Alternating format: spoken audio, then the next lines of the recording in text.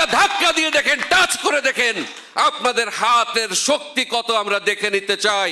আমি ভাইদেরকে বলতে চাই, বিগত দিনে আপনাদেরকে ভয় ভীতি দেখানো হয়েছে, আমি অনেক কথা জানি, সমস্ত অন্যায় শেকড় ধরে টান দিয়েছি আমরা, শেকড় শুদ্ধ উপরে ফেলতে চাই না, সৃষ্টিকর্তা উপরে, আমি কাউকে ভয় করি না। আমার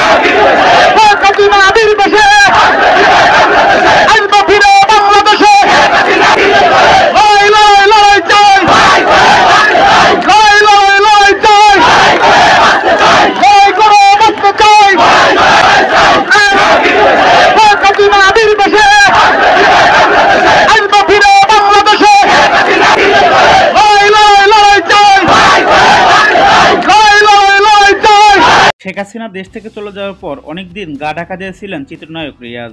তবে এবার শেখ হাসিনাকে দেশে ফেরানোর আন্দোলনে যোগ দিলেন এই নায়ক। আন্দোলনে যোগ দিয়েই হুঙ্কার ছেড়ে রিয়াজ বলেন, আমরা কাউকে ভয় পাই না, যে কোনো মূল্যে আমরা শেখ হাসিনাকে দেশে ফেরাবো।